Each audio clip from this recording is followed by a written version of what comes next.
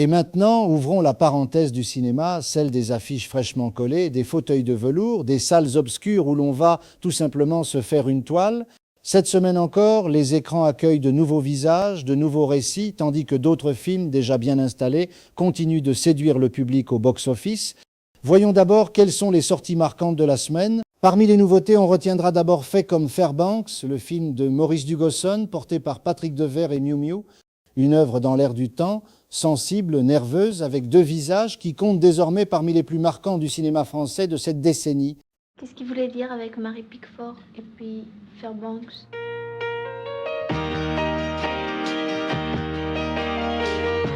Autre sortie notable, Nous nous sommes tant aimés, du réalisateur italien Ettore Scola.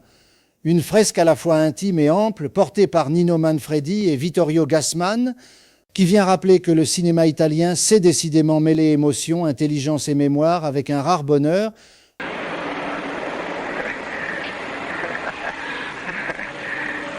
Ma quanti anni sono passati? Da quando ci venammo, sotto la pioggia, ti ricordi? E come no? Enfin, signalons Vers un destin insolite sur les flots bleus de l'été, signé Lina Wortmuller. Rien que le titre invite déjà au voyage, et le film apporte à cette semaine une touche plus singulière, plus décalée, presque plus aventureuse dans son ton. Caffè, signora.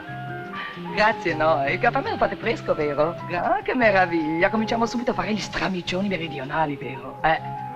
Sembra pagato per farmi incazzare. Le box-office de la semaine, mais pendant que les nouveautés tentent de se faire une place, le public, lui, continue de plébisciter certains films déjà bien lancés. En tête cette semaine, Vol au-dessus d'un nid de coucou, avec 128 405 entrées. Le film conserve solidement sa première place et confirme qu'il est bel et bien l'un des grands rendez-vous cinématographiques du moment. Il a 38 ans. Il a été interné dans un hôpital psychiatrique. Pour les médecins, il est fou. Qu'est-ce qui a pu leur faire croire ça? À la deuxième place, La dernière femme, avec 112 052 entrées.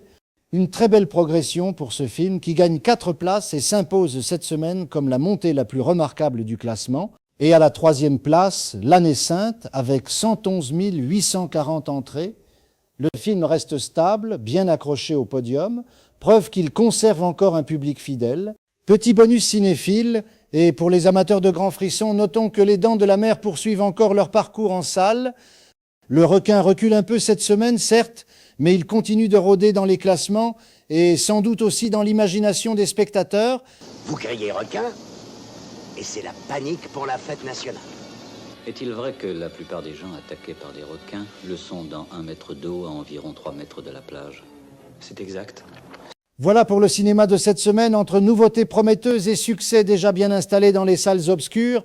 Nous retrouverons la semaine prochaine d'autres affiches, d'autres visages, d'autres histoires et peut-être une nouvelle occasion tout simplement d'aller se faire une toile. Au revoir et à la semaine prochaine.